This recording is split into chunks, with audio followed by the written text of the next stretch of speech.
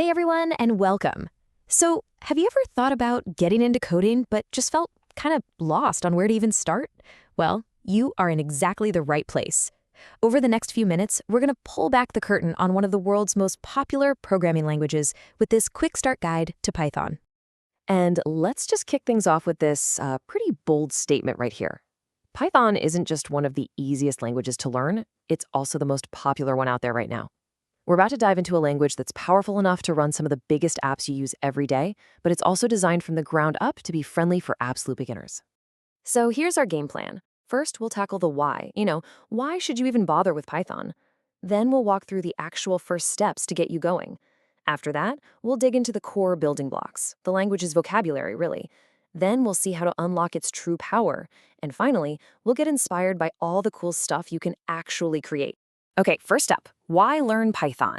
We're saying it's the language that powers everything, but what does that actually mean? What makes this language so special and so in demand? Well, the secret sauce is really its design. Python was built to be readable. The syntax, the rules of the language is clean, it's intuitive, it's almost like reading plain English. The whole idea is to let you focus on the logic of what you're trying to build instead of getting bogged down memorizing a bunch of complicated symbols and rules. And because it's so easy to work with, it gets used, well, everywhere. Just look at this list. It's the engine behind cutting-edge AI and machine learning. It's the backbone for massive websites we all know, like Instagram and Dropbox. And it's the #1 tool for automating boring tasks and crunching huge amounts of data. It is, no joke, all over the place. Convinced? Good. Let's move on and actually get you set up. You're about to see that going from zero to writing your very first program, that classic hello world moment, is way easier than you might think. Getting started is really just a simple 3-step process. First, you're going to head over to python.org and just grab the latest version. Second, you'll need a good text editor. Now, you could use any basic text app, but using an IDE like PyCharm is a total game changer. It's built specifically for coding, it helps you spot errors, it keeps your files organized. It's awesome. And finally, you just create a new file, make sure it ends in .py, and you're officially ready to write some code. And there it is. This is the perfect example of Python's simplicity. That one line, that's a complete working program. The print command does exactly what it sounds like. It just tells the computer, hey, display whatever I put inside these parentheses. And that's it. You've just written your first program. How cool is that?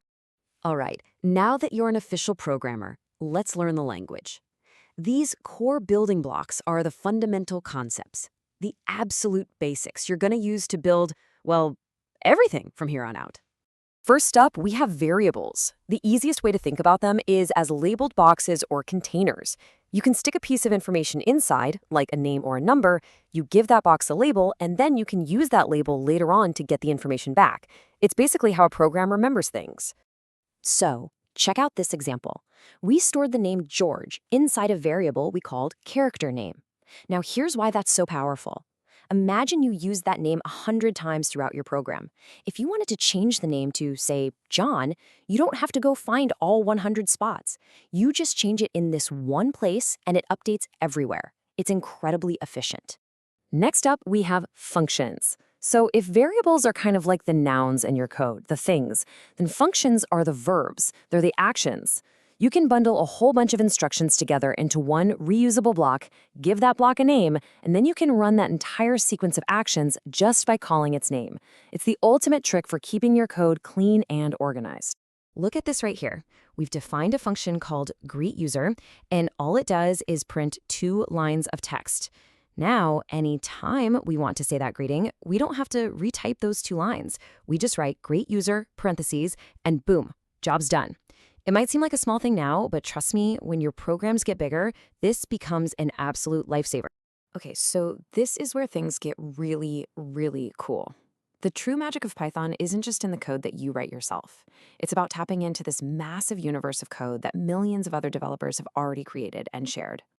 And we do that using things called modules. Think of a module as a specialized toolkit full of pre-written functions and variables. You can import these toolkits into your program to instantly give it new powers, like doing complex math, working with websites, or generating random numbers, all without having to build it from the ground up yourself. Now, these modules kind of come in 2 flavors. First, Python comes with a bunch of built-in modules for core tasks, but the real power comes from something called the Python Package Index, or PyPy. You can think of it like a giant free app store, but for code. It has hundreds of thousands of community-built modules for pretty much anything you can imagine. The motto is basically, if you're trying to do something, chances are someone has already written a module for it. So we've got a simple language, we have our building blocks like variables and functions, and we've got access to this huge global community of developers. Let's bring it all home. What can you actually build with all this? Honestly, the range is just staggering. You could write a pretty simple script that automates a boring task, like processing thousands of Excel files in just a few seconds. Or you could go big and build a full-blown website for a business using a framework like Django. You could even dive into machine learning. And you can start small and fun. Build a Mad Libs game, a little quiz, a basic calculator. The possibilities really just scale with your imagination. So there you have it. We've gone on the whole journey from a single line of code to the building blocks you need for some really powerful applications. The path is clear, the tools are free, and there's a huge community out there ready to help you. So I guess the only question left is the one you see on the screen. What will you create first?